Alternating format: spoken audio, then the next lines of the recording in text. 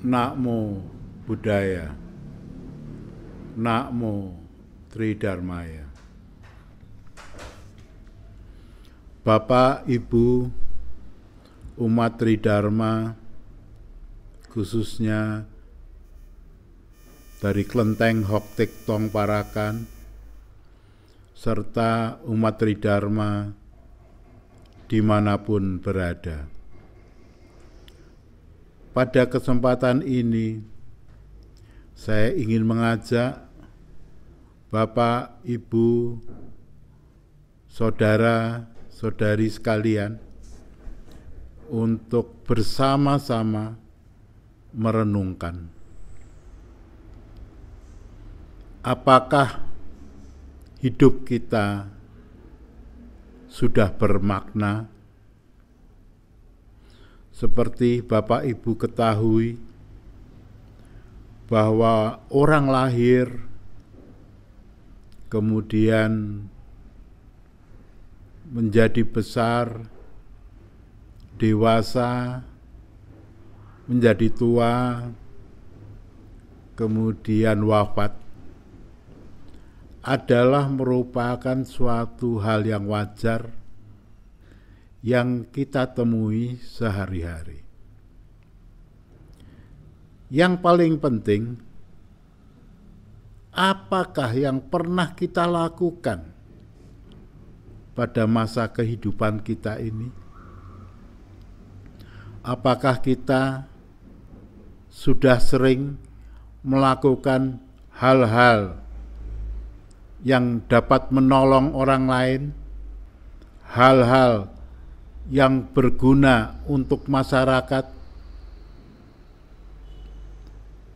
Kalau sudah sering, mari kita tambah lagi. Setiap hari kita berusaha untuk berbuat kebajikan kepada masyarakat. Bukankah ada salam dari umat Gonghucu yang artinya hanya kebajikan Tuhan berkenan, yang diambil dari kitab Siking. Oleh karena itu, kalau kita ingin dekat dengan Tuhan, Tuhan berkenan pada kita, maka kita wajib melakukan kebajikan setiap saat. Coba kita renungkan bersama-sama Trinabi Guru Agung kita. Andai kata Pangeran Siddhartha tidak bertapa, tidak mencapai penerangan sempurna, dan tidak membabarkan ajaran-ajarannya, melainkan dia mengikuti, mewarisi tahta ayahnya, menjadi raja di satu negara kecil di India Utara. Apakah namanya bisa sampai sekarang diingat orang? Tidak. Namanya bisa diingat orang sampai sekarang karena beliau mengajarkan, membabarkan dhamma kepada orang banyak, kepada para muridnya, sehingga ajarannya sampai pada di tangan kita dan kita pelajari, kita merasa oh itu baik, sehingga namanya bisa kita ingat. Begitu pula Nabi Lao Tse. Andai kata pada waktu beliau akan meninggalkan ibu kota dan bertapa menuju hutan, tidak ada orang yang mencegat dia. Tidak ada yinsi yang minta supaya dia memberi warisan kepada generasi penerus, sehingga beliau menuliskan 5.000 huruf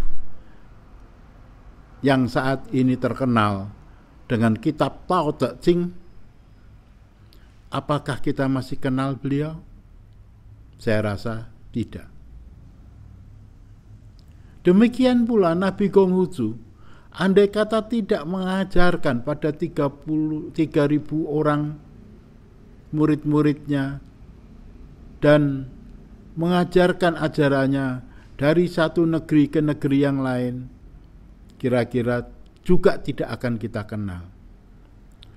Mereka kita kenal sebagai Tri Nabi Guru yang agung karena ajarannya yang sangat relevan untuk kehidupan kita sehari-hari.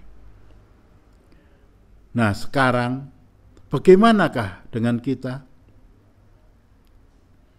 Apakah kita sudah bisa berbuat yang bermanfaat untuk masyarakat sesuai dengan kemampuan kita, sesuai dengan kepandaian kita, sesuai dengan minat dan bakat kita? Pernahkah Bapak Ibu berpikir demikian? Andai kata semua orang dapat berpikir demikian, maka di dunia ini akan tentram, akan aman, karena semua mempunyai etikat untuk memberi. Bapak Ibu sekalian, saat ini di seluruh dunia baru ada wabah pandemi COVID-19. Virus COVID ini betul-betul ada, bahkan sudah sampai di sekeliling kita. Teman saya yang satu kota di Paraan ini banyak yang kena dan sudah ada yang tidak tertolong sehingga wafat. Teman-teman kenalan saya yang ada di Semarang juga demikian. Ada yang akrab dengan saya, pernah naik kereta bersama, duduk berdampingan, tidur di hotel bersama satu kamar, juga kena COVID dan tidak tertolong. Ada pula orang Semarang yang pernah menyumbang gam di Kelenteng Hok Tek Tong ini, gam Hian Dian Siang Te dan gam Gai Chiang Seng Ong. Beliau serombongan yang menyumbangnya.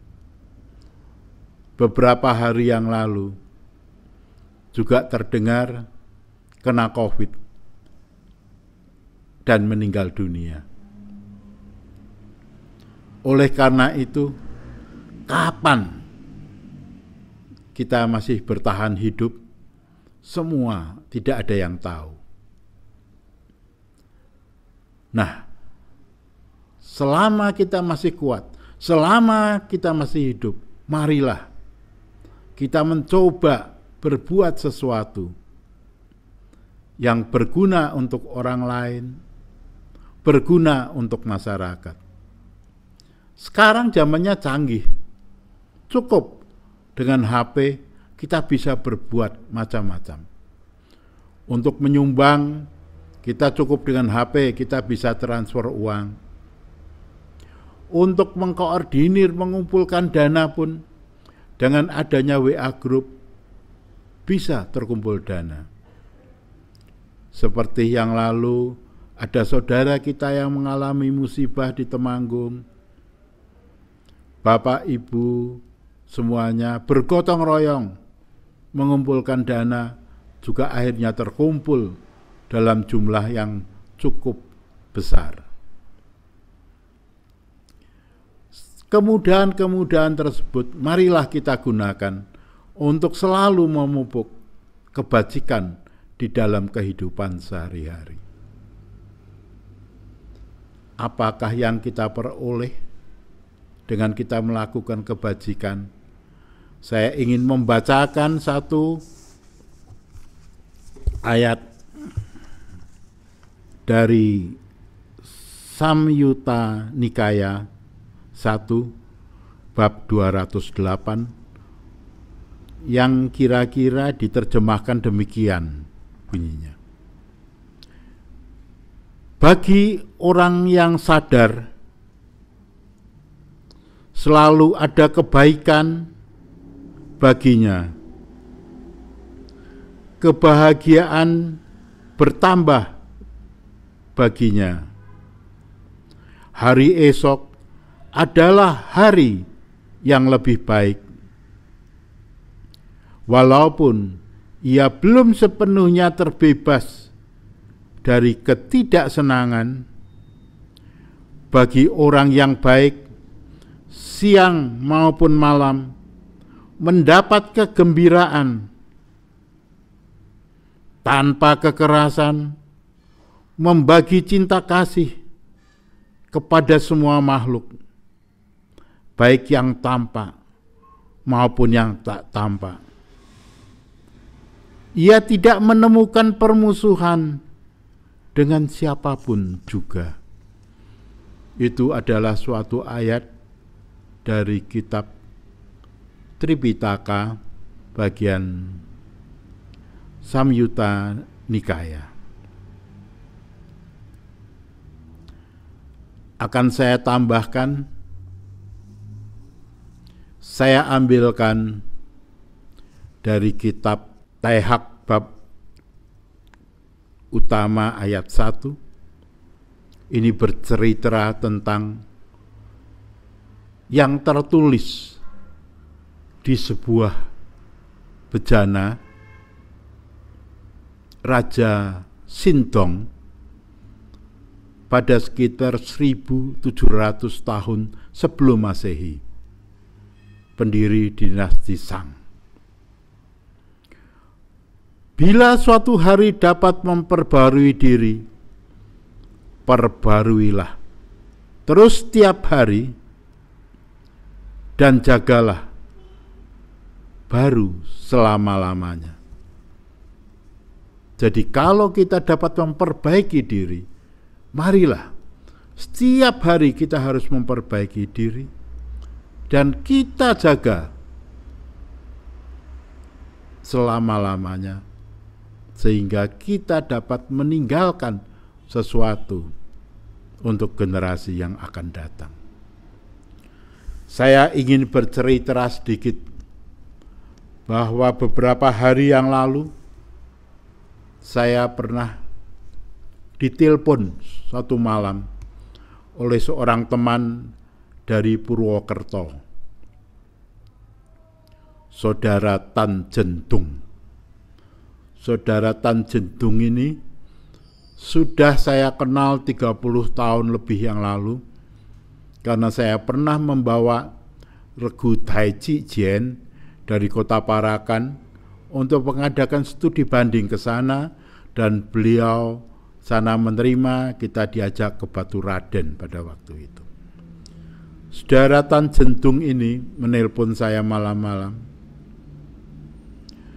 Beliau bercerita bahwa di Purwokerto akan ada Sekolah Tinggi Konghucu Indonesia.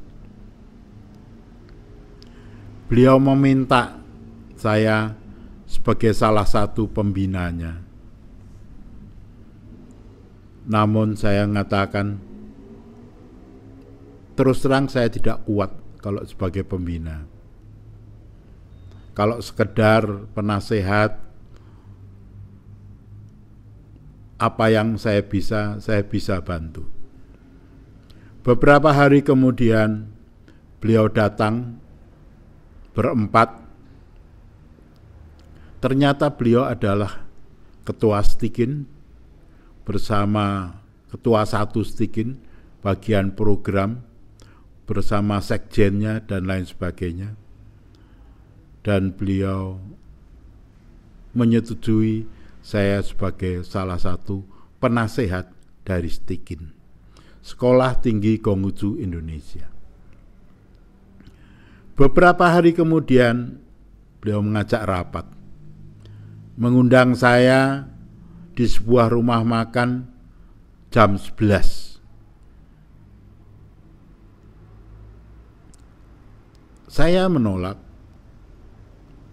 Saya mengusulkan,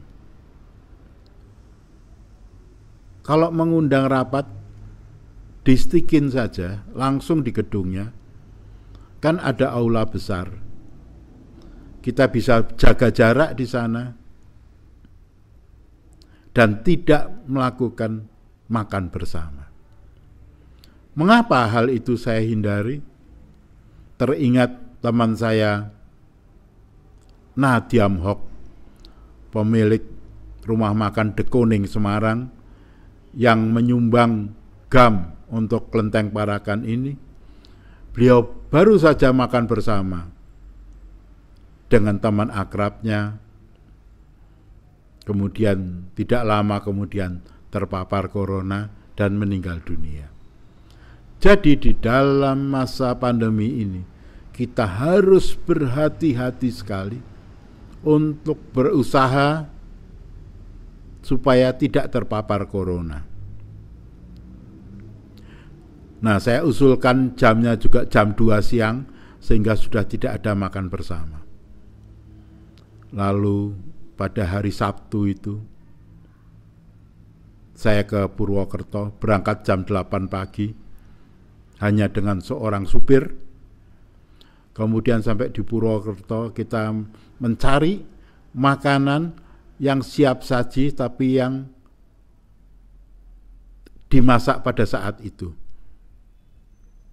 Memang ada satu rumah makan Sokaraja yang saya pernah berlangganan makan di sana. Lalu sampai di sana kita pesan menu, saya dan supir saya duduk dalam satu meja tapi dengan situasi diagonal. Jadi saya di sini, supir saya di sana, kita pesan makanan yang siap saji tapi masak saat itu. Setelah kita makan, kita mencari gedungnya Stikin. Ternyata di jalan ke arah Batu Raden, di sana ada gedung hebat sekali. Berdiri di atas tanah sekitar 8.000 lebih meter persegi. Gedungnya 3 lantai, berbentuk letter O, yang di tengahnya bisa untuk tempat upacara penaikan bendera. Hebat sekali. Dan pada saat ini gedung itu sudah dipakai untuk SMK Bakti Mulia. Setelah rapat di sana, saya ingin tahu kenapa Stikin kok bisa pakai situ dan lain sebagainya. Ternyata itu didirikan oleh satu orang yang bernama Pak Ibnu almarhum, atau nama Tionghoanya I Jang Siu, kepada saudara-saudara umat Tridharma di Paraan yang pernah ikut Jutbyo di Kelenteng Banyumas, pasti ingat nama I Jangli yang pada waktu itu mengatur akomodasi rombongan dari Parakan. Beliau sudah meninggal dan ini adalah adiknya I Jangsiu. Tanah itu terdiri dari 2 sertifikat, 4.000 meter lebih dua-duanya, jadi total hampir 9.000 meter. Kemudian dia mendirikan gedung sekolah selesai tahun 2016, kemudian mendirikan sekolahan SMK Bakti Mulia, kemudian minta izin untuk mendirikan Stikin, dan izin itu baru bulan Agustus tahun ini keluar. Namun 3 bulan yang lalu beliau wafat di Singapura. Namun sudah ada satu surat perjanjian di mana gedung itu bisa dipergunakan untuk keperluan pendidikan sampai 25 tahun sejak tahun 2016. Terus terang, saya merasa kagum dengan Pak Ibnu yang begitu sosial, memberikan gedung dan tanahnya untuk pendidikan walaupun dalam jangka 25 tahun. Yang di situ apabila pendidikan itu masih berjalan dan dengan persetujuan keluarganya, maka perjanjian itu dapat diperpanjang. Hebat Purwokerto mempunyai orang yang begitu dermawan. Bagaimanakah dengan Kota Parakan? Berapa hari setelah itu saya diajak beberapa orang dari pengurus remaja yang juga akan menghibahkan tanahnya di Jalan Wonosobo sebelum pom bensin. Tanah itu saat ini sertifikatnya masih 5.000 meter persegi, namun masih akan dibagi dan setidak-tidaknya sekolah remaja akan mendapatkan tanah seluas 3.000 lebih untuk didirikan suatu sekolahan. Jadi kalau pada tahun 1840-an si Wisu menghibahkan tanah yang untuk kelenteng ini seluas 3.600 meter. Kemudian pada tahun ini pun masyarakat Parakan akan mendapatkan tanah seluas lebih dari 3.000 meter, yang mana untuk didirikan suatu sekolahan. Inilah salah satu bukti di mana sesungguhnya setiap orang mempunyai hati nurani yang baik, sehingga di dalam syair 3 kata diperkenalkan Jin Cije Sing Punsian. Sejak lahir manusia itu mempunyai hati nurani yang suci dan bersih. Nah, hati nurani ini terdapat pada semua orang. Tinggal bagaimana caranya, pendidikannya untuk membuat hati nurani ini menjadi implementasi di dalam kehidupannya sehari-hari. Apabila seseorang bergaul dengan orang yang sudah mempelajari bermacam-macam ilmu tentang kebaikan, dia akan terpengaruh menjadi baik. Sebaliknya, kalau di dalam kehidupannya bergaul dengan orang-orang yang melakukan kejahatan, dia akan terpengaruh menjadi jahat. Beberapa hari yang lalu saya melihat suatu peristiwa di siaran TV, di mana ada seorang tua pengemis yang hartanya dirampas oleh pemuda yang bergoncengan sepeda motor. Saya melihat pemuda itu kira-kira berusia belasan tahun. Dia naik sepeda motor, berhenti, kemudian turun, merampas harta pengemis itu, kemudian lari dengan sepeda motornya karena bergoncengan orang dua. Melihat hal itu terjadi di Goa di Sulawesi. Melihat hal itu, saya berkata dengan istri saya, di mana letak hati nurani anak itu? seorang pengemis tua yang mengemis untuk memperpanjang hidupnya.